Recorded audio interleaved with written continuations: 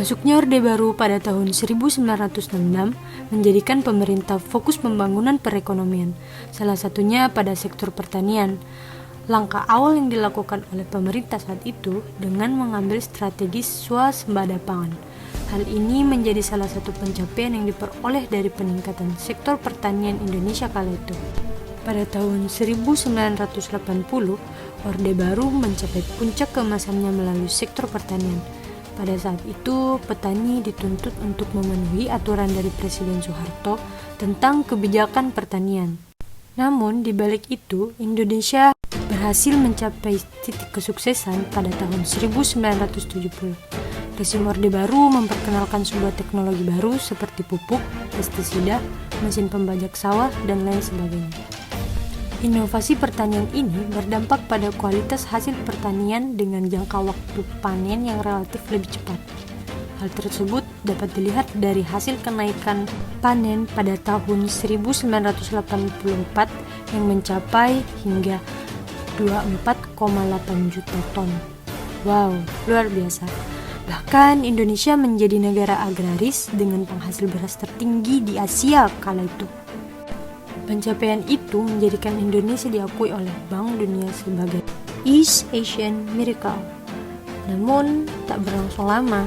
Pencapaian itu hanya dalam waktu yang kurang lebih 5 tahun. Pada tahun 1990, Indonesia kembali mengalami kekurangan beras lagi. Hingga Indonesia harus melakukan impor, seperti sebelum-sebelumnya. Kejayaan Indonesia mulai memudar. Masuknya tahun 1908 merupakan momen paling pilu bagi bangsa ini. Momen itu disebut krisis moneter. Krisis moneter pada tahun 1908 merupakan momen yang paling menyedihkan bagi politik dan ekonomi Indonesia kala itu. Krisis ini berawal dari tahun 97, akibat dari krisis finansial Asia yang melanda dunia saat itu. Pertanyaannya, kenapa sih krisis ini sangat berat dan menyisakan luka yang berat juga bagi Indonesia? Ada beberapa faktor menjadi penyebab terjadinya krisis moneter ini. Yang pertama, nilai rupiah yang anjlok. Yang kedua, utang luar negeri Indonesia. Yang ketiga, sistem perbankan yang lemah. Dan yang terakhir, hilangnya kepercayaan. Berawal dari nilai dolar yang saat itu naik secara drastis. Pada tahun 1907, harga dolar mencapai Rp2.380 per 1 dolar. Seiring dengan terjadinya krisis finansial ini, pada tahun 1908, dolar mulai meningkat menjadi Rp16.650. Wow, bisa dibayangkan. Dalam waktu 1 tahun, lebih dari 600% rupiah menjadi turun secara drastis. Di sisi lain, utang Indonesia yang membengkak juga menjadi faktor terjadinya krisis ini. Sebenarnya bukan hanya dari pemerintah saja, melainkan pihak swasta yang sembrono mengambil jumlah modal besar dengan pembayaran yang bersifat jangka pendek. Tak hanya itu, dari krisis ini, banyak dari nasabah bank yang panik dan akhirnya menarik modal mereka yang membuat bank mengalami likuidasi.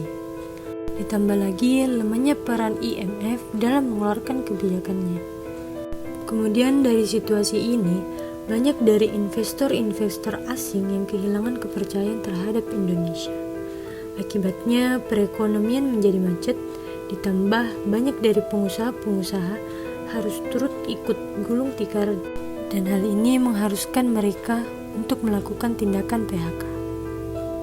Dari PHK ini, tentu banyak masyarakat yang kehilangan pekerjaan. Suasana mulai menjadi kacau. Harga-harga kebutuhan pokok pun meroket dengan cepat. Namun, di balik ini tentu ada peran politik yang menjadi dasar terpuruknya perekonomian Indonesia. Salah satunya pada kelemahan institusional. Indonesia menerapkan sektor finansial yang terlalu menjamin tetapi tidak teratur. Penyebab ini karena moral dan hasrat agen-agen yang tidak mau menanggung risikonya. Mereka secara sembrono mengeluarkan pinjaman di IMF tanpa memikirkan dampak ke depannya. Perilaku ini dibuat oleh para mereka yang memiliki koneksi yang kuat secara politik. Tanda kutip, koneksi Soeharto. Mereka ini mendapatkan jaminan tersembunyi bagi kelangsungan hidup perusahaannya. Inilah akibat sistem politik yang lemah, yang hanya bergantung pada kekuasaan Soeharto yang menjadi dasar korupsi, kolusi, nepotisme. Ya, itulah KKN. Mereka inilah yang menjadi pemicu hancurnya perekonomian Indonesia. Hancurnya perekonomian Indonesia sangat berdampak bagi sosial politik di negara ini. Bagaimana tidak, amarah masyarakat yang semakin tidak menentu mulai menuntut hal-hal yang merusak politik Soeharto, mulai dari aksi demonstrasi mahasiswa, kerusuhan, hingga penjarahan di sejumlah daerah. Pusat aksi ini berada pada di DKI Jakarta. Namun, tak hanya rakyat Indonesia saja yang menderita. Ada warga-warga Tiongkok yang harus mengalami kesengsaraan di balik ini. Mereka dijarah, rumah mereka dibakar, bahkan satu persatu dari mereka pergi meninggalkan Indonesia. Tindakan ini dilakukan oleh para oknum yang kecewa atas tindakan pemerintah. Namun mereka para Tionghoa yang harus merasakan akibat dari kekecewaan ini. Di samping itu, ada para mahasiswa yang ikut turut demonstrasi besar-besaran. Mereka menuntut agar Soeharto segera diturunkan. Suasana pun semakin kacau, kondisi tidak dapat dikendalikan, bahkan tak sedikit yang merenggang nyawa atas peristiwa ini. Pada 12 Mei, Soeharto menyatakan berhenti dari kepresidenan. Ya, demikianlah hasil dari pembahasan saya. Saya Leonia Sahra mengucapkan terima kasih telah menonton penjelasan saya.